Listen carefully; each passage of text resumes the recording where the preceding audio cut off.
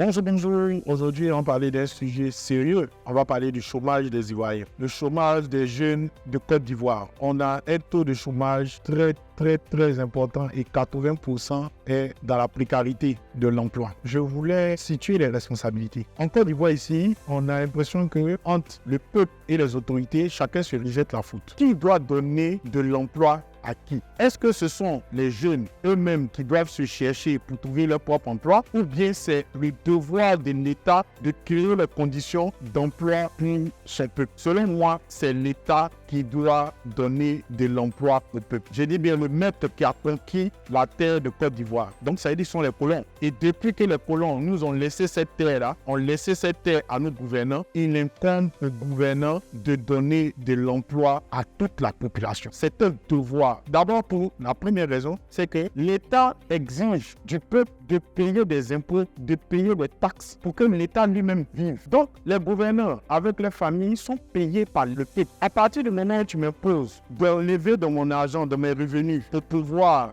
toi te permettre de vivre, toi et ta famille, toi en tant que gouverneur, tu as le devoir de créer les conditions pour que moi aussi, je puisse gagner mon argent, je puisse gagner mes revenus pour moi et ma famille, afin de pouvoir te payer cette taxe-là. Parce qu'avant, quand il n'y avait pas la colonisation, on n'était pas un État. Mais chacun s'est débrouillé, je ne payais rien. C'est-à-dire que toi, un État, là, tu vas travailler au même titre que nous. Il n'y avait pas une affaire de gouverneur. Donc, quand tu as conquis une terre par la cesse, parce que les colons ne sont pas venus avec des rameaux d'olivier, ils sont venus par la force pour organiser nos structures. Avant, chacun s'est débrouillé. C'est-à-dire qu'on était un peu comme dans la jungle. Donc, celui qui ne travaille pas, il ne mange pas. Là, c'était de la responsabilité de chaque individu de trouver son travail pour manger. Mais à partir du moment où on s'est organisé en société et qu'on a une caste de personnes dont le travail est d'être gouvernant, c'est eux qui doivent trouver des solutions et avoir pour responsabilité de créer des conditions pour qu'on ait de l'emploi. Moi, j'ai entendu pendant les campagnes électorales un des candidats à la mairie de Bergerville. On m'avait envoyé cette vidéo-là, mais je n'ai pas voulu l'utiliser. Mais qui disait que non, le maire ne peut pas donner d'emploi aux jeunes. Non,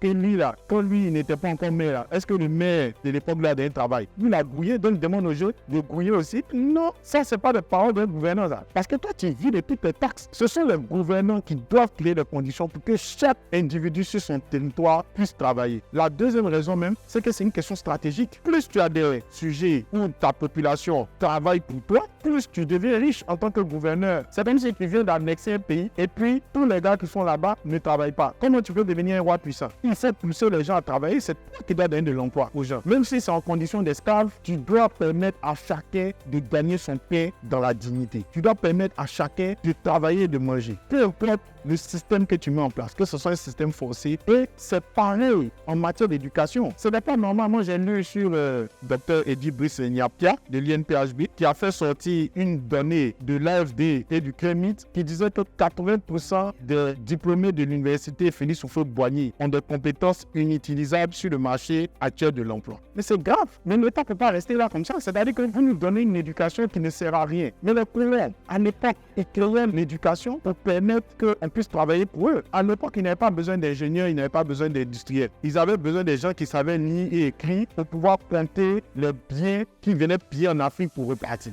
Donc, quand tu allais à l'école, automatiquement, tu travaillais. Parce que le système éducatif était conçu pour les maîtres qui étaient là, qui avaient besoin d'employés. Mais aujourd'hui, là, on dit on est indépendant depuis 1960. Mais il faut qu'on cible notre éducation de telle sorte que celui qui sort là, l'État a besoin de lui pour qu'il puisse travailler directement. Sinon, ce n'est pas la peine de former tous ces universités-là, mais après, ça sert à quoi? En fait, aussi, on a mis des docteurs en prison parce qu'ils réclamaient de l'État. Et on dit non, qu'eux-mêmes, ils n'ont qu'à être inventifs, ils n'ont qu'à se reconvertir. Non, c'est de l'irresponsabilité de l'État. Et c'est ce que je voulais dénoncer dans cette vidéo. Je vous dis à ciao, ciao.